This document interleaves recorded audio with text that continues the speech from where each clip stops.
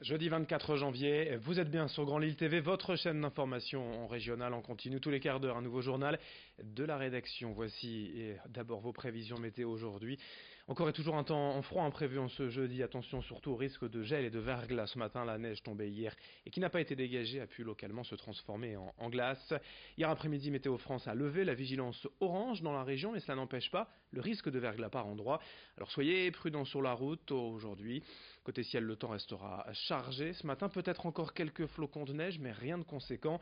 En milieu de journée et cet après-midi, on devrait retrouver le soleil partout dans la région. Puis de nouveau, un risque de précipitation dans la soirée, avec un peu de neige vers la métropole lilloise. Pour les températures aujourd'hui, moins 5 degrés relevés ce matin, tôt à Lille. Soyez prudents tout de même sur les routes. Je vous le disais, attention au risque de verglas. Les prévisions météo, bien sûr, après ce journal. Puisque l'on parle justement de la météo, on enchaîne avec le climat. À 2 jours de la marche organisée ce samedi à Lille, le collectif Climat et Biodiversité de Tourcoing estime ne pas être suffisamment écouté par la mairie. Récemment, l'adjointe chargée du développement durable avait annulé leur rendez-vous. Les membres du collectif espéraient y obtenir un rapport intergouvernemental sur l'évolution du climat. Depuis, ils réclament la mise à disposition des documents techniques de la ville de Tourcoing concernant la politique de préservation du climat et de l'environnement, mais leur demande restant sans réponse, le collectif s'interroge quant aux réelles actions menées sur ce territoire dans ce domaine. Ils demandent ainsi que les élus affichent leur soutien au maire de Grande-Synthe, Damien Carême, lequel, vous le savez sûrement, a engagé un recours contre l'État pour non-respect de ses engagements climatiques. Explication à ce propos au micro d'Idil Gunaï. Le fait que les élus locaux n'ont pas soutenu Damien Carême dans sa démarche. Damien Carême il va attaquer l'État en justice pour inaction, pour la préservation du climat. Lui, il œuvre beaucoup sur son territoire pour limiter les dégâts du réchauffement climatique. Et face à cela, l'État ne remplit pas ses obligations, il ne remplit même pas ses obligations des accords de Paris. Et donc, nous avons demandé aux élus de Tourcoing de le soutenir. Personne n'a soutenu la démarche de Damien Carême. Nous avons juste eu 2 élus de l'opposition qui nous ont indiqué être favorables à la justice climatique. Samedi, le départ est prévu à 13h du parvis Saint-Christophe à Tourcoing pour rejoindre ensuite la marche pour le climat, annoncée à 14h à Lille. Et dans ce journal et également l'association a Astrée organisé hier la 2e journée des solitudes. Selon une récente étude, 5 millions de personnes seraient touchées par la solitude en France, une situation qui concerne d'ailleurs aussi bien les jeunes de 25-35 ans que les plus de 65 ans.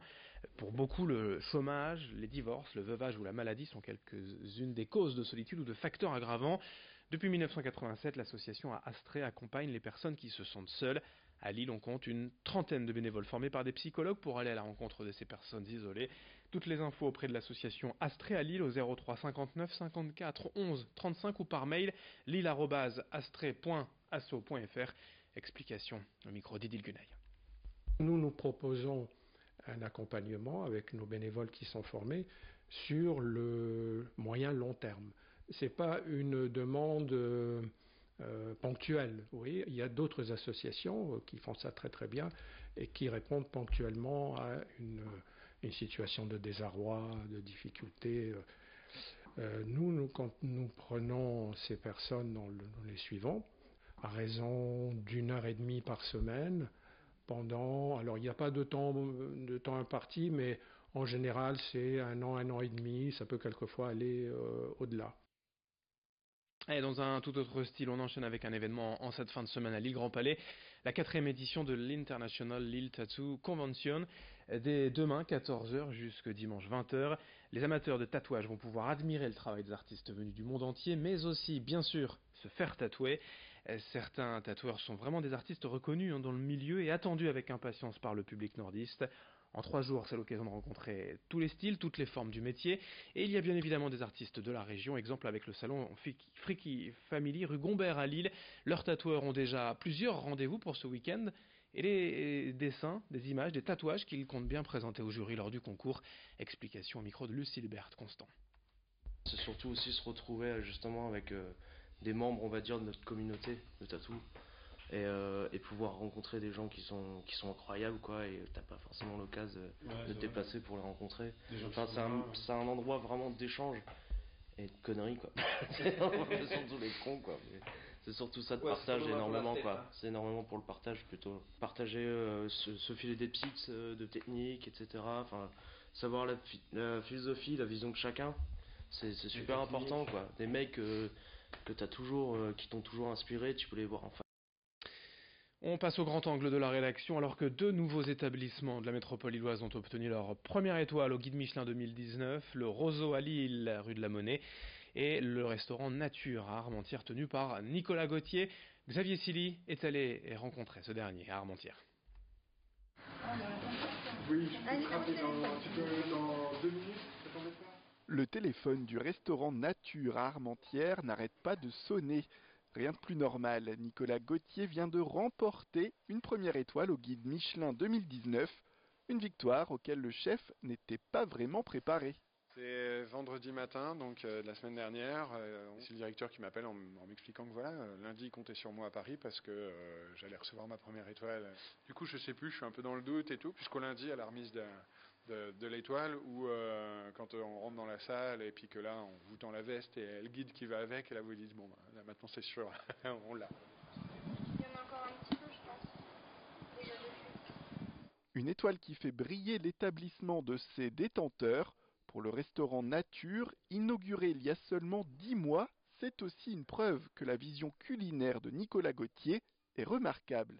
C'est vrai que je travaille pas mal l'amertume et c'est très long, c'est très compliqué à travailler. Et après, on dit souvent que j'ai une cuisine de saucier.